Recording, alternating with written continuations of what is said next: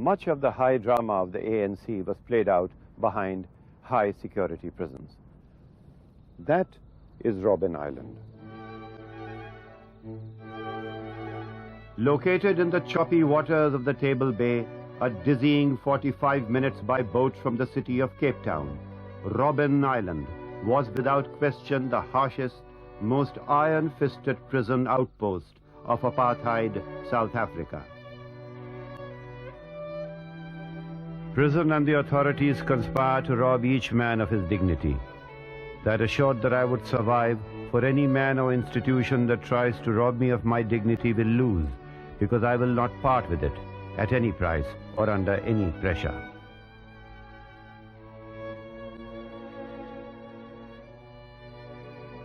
This is a passage from Nelson Mandela's autobiography, The Long Walk to Freedom, which was written in his cell in the high security section B, where he was imprisoned for 18 years. Earlier, prisoners had to sleep on a mattress on the floor like this. Only in 1973, when Nelson Mandela fell seriously ill, was he provided with a bed. It is difficult to imagine how a tall and large man like Mandela could have fitted into a small cot. Believe it or not, this can over here is all the facility that was provided for the prisoners for all their toilet arrangements. All the ablutions, cleaning of teeth, gargling. There was a small bottle of water. That was all.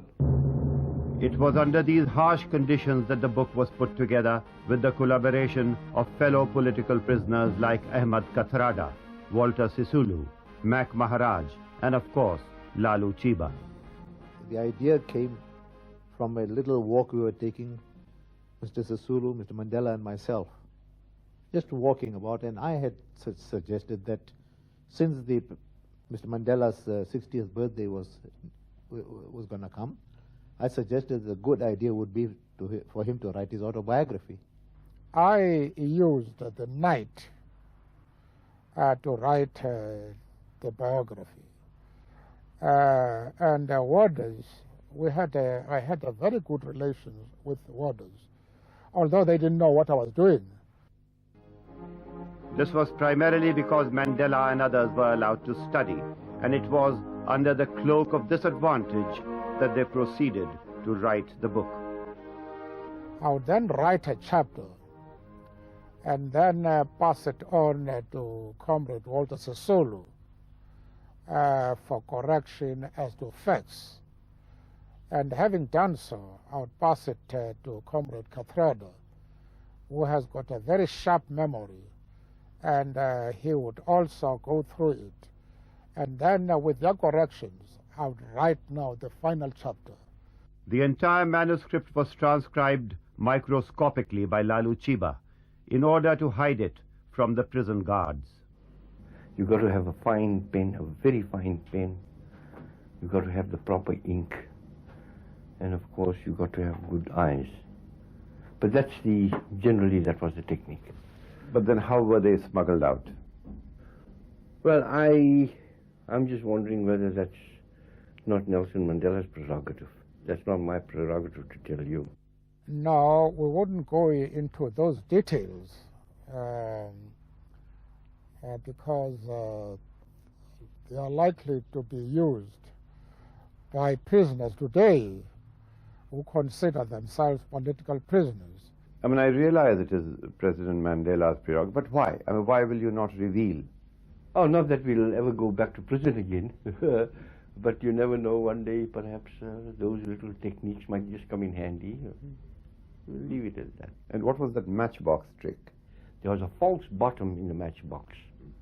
You took a matchbox, and that container where the matches are, in there we built in a false bottom, you see, and the message was underneath that false bottom. This matchbox that Lalu Chiba scribbled on would be thrown like this to the other side, where the general prisoners would then pick it up and get the message. These messages from prison kept spreading throughout the world, and international pressure was mounted to ensure Mandela's release. I looked back at the island as the light was fading, not knowing whether I would see it again. A man can get used to anything, and I had got used to Robben Island. Mandela did return to Robben Island, not as a prisoner, but as President of South Africa. In a most touching reunion of ex-prisoners, Mandela and others got together on Robben Island to relive memories of those harrowing times. However, the mystery of how the manuscript was smuggled out of Robben Island will remain with them a secret forever.